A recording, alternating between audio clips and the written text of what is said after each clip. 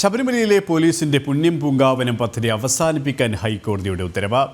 പദ്ധതിയുടെ പേരിൽ പണം പിരിച്ചെന്ന റിപ്പോർട്ടിന്റെ അടിസ്ഥാനത്തിലാണ് ഹൈക്കോടതി ദേവസ്വം ബെഞ്ചിന്റെ നടപടി. പുണ്യം പൂങ്കാവനം പദ്ധതിയുടെ പേരിൽ ഭക്തർ വഞ്ചിക്കപ്പെടരുതെന്നും ഹൈക്കോടതി.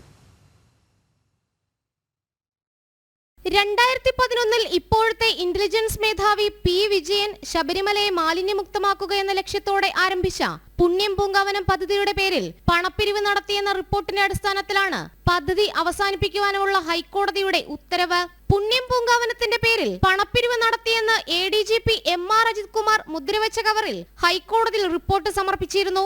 പുണ്യം പൂങ്കാവനം പദ്ധതി കോർഡിനേറ്ററായ പോലീസ് ഉദ്യോഗസ്ഥൻ എരുമേലിയിൽ പണപ്പിരിവ് നടത്തിയെന്ന് കോട്ടയം പോലീസ് മേധാവി അറിയിച്ചതിന്റെ അടിസ്ഥാനത്തിൽ 2023 ശബരിമല സ്പെഷ്യൽ കമ്മീഷണറാണ് ഈ വിഷയം ഹൈക്കോടതിയുടെ ശ്രദ്ധയിൽപ്പെടുത്തുന്നത്. പിന്നീട് MR അജിത് കുമാറിനോട് പ്രാഥമിക റിപ്പോർട്ട് സമർപ്പിക്കുവാൻ കോടതി ആവശ്യപ്പെടുകയായിരുന്നു.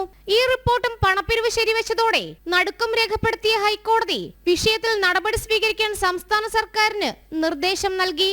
പുണ്യം പൂങ്കാവനം പദ്ധതിയുടെ പേരിൽ ഭക്തർ വഞ്ചിക്കപ്പെടരുതെന്നും ഹൈക്കോടതി ഓർമ്മിപ്പിച്ചു. കഴിഞ്ഞ 2 വർഷമായി പുണ്യം പൂങ്കാവനം പദ്ധതി ശബരിമലയിൽ നടന്നിരുന്നില്ല.